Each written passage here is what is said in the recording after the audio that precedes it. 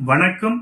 இன்னைக்கு நாம வீடியோவில் உயர்நீதிமன்றத்தில் தாக்கல் செய்யப்படுகின்ற நீதிமன்ற அவமதிப்பு வழக்குகளும் நீதிமன்ற அவமதிப்பு வழக்குகளில் பிறப்பிக்கப்படுகின்ற உத்தரவுகளும் அந்த உத்தரவிற்கு வழங்கப்படுகின்ற தடை உத்தரவுகளும் இதைத்தான் இன்னைக்கு நாம வீடியோல பார்க்க போறோம்.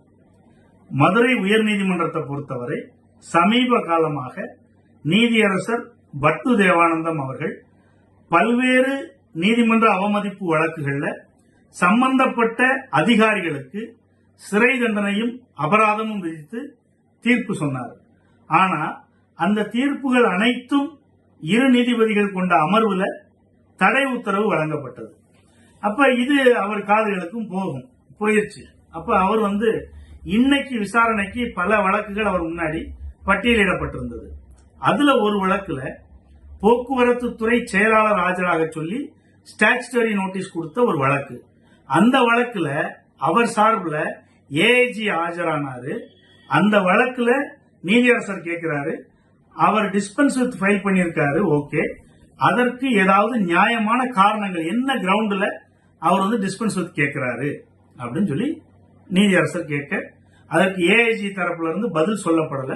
இந்த சூழ்நிலையில அவர் ஃபெடப் ஆகி இனிமேல் எந்த நீதிமன்ற அவமதிப்பு வழக்குகளையும் என் முன்னாடி பட்டியலிடாதீங்க அப்படின்னு ரெஜிஸ்ட்ரிக்கு தகவல் சொல்லிட்டு அவரு மொத்த வழக்குகளையும் முடிச்சுட்டு இறங்கிட்டார் இடையிலேயே.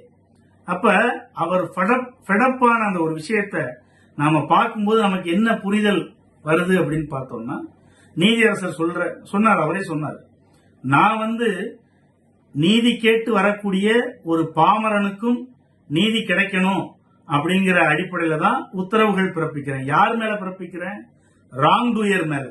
யாரு நீதிமன்ற அவமதிப்பில் ஈடுபடுறாங்களோ அந்த அதிகாரிகள் மீது உத்தரவு பிறப்பிக்கிறேன். அதை நீங்க நடைமுறைப்படுத்தினா மட்டும்தான் இந்த நீதிமன்ற அவமதிப்புங்கிறதே வராம ஒரு கட்டத்துல போகும்.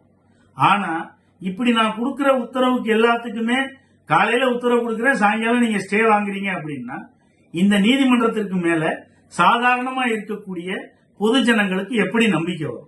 அதனால இனிமேல் என்கிட்ட எந்த நீதிமன்ற அவமதிப்பு வழக்குகளை என் முன்னாடி பட்டியலிடாதீங்க அப்படின்னு சொல்லிட்டு அவர் இறங்கிட்டார்.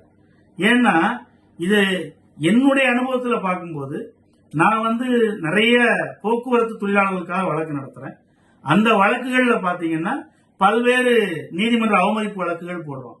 அந்த வழக்குகள்லையும் நீதியரசர் பட்டு தேவானந்தம் அவர்கள் விசாரணைக்கு வந்த பிறகு இந்த மாதிரியான உத்தரவுகள் வெவ்வேறு வழக்குகளில் போடப்பட்ட பிறகு அங்க போக்குவரத்து துறையில் இருக்கக்கூடிய லீகல் செக்ஷன்ல இருக்கக்கூடிய அலுவலர்கள் என்கிட்ட கேட்கிறாங்க, உங்க வழக்குகள்லாம் இருந்தா சொல்லிருங்க, நாங்க முன்னாடியே கம்ப்ளைண்ட் பண்றோம். அப்ப எல்லாருக்கும் அந்த ராங் டூயர்ஸ் என்று அழைக்கப்படுகின்ற நீதிமன்ற உத்தரவை அமல்படுத்தாத அதிகாரிகளுக்கு ஒரு பயம் வந்திருக்கு. ஆனா இப்படி தொடர்ந்து ஸ்டே உத்தரவுகள் அந்த நீதிமன்ற அவமதிப்பு வழக்குல வழங்கப்படுகின்ற சிறை தண்டனைக்கு எதிராகவும் அபராதத்துக்கு எதிராகவும் அங்கே ஸ்டே உத்தரவு வழங்கப்பட்டதுனால மிகவும் மனமுடைந்து அவர் இன்னைக்கு நான் இனிமேல் நீதிமன்ற அவமதிப்பு வழக்கையை விசாரிக்கல அப்படின்னு சொல்லிட்டு போயிருக்காரு. அதனால நீதிமன்ற நடவடிக்கைகள் இந்த மாதிரியான ஒரு நம்பிக்கையை அளித்து வந்த ஒரு நிலைமையில இருந்து இன்னைக்கு நம்பிக்கையற்று போயிருக்கு அப்படிங்கறத தெரிஞ்சுக்குங்க. இந்த வீடியோ பிடிச்சிருந்தா லைக் பண்ணுங்க, சந்தேகங்கள் இருந்தா கமெண்ட் பாக்ஸ்ல கேளுங்க, ரொம்ப பிடிச்சிருந்தா பெரிய அளவுல இதை ஷேர் பண்ணுங்க. நன்றி, வணக்கம்.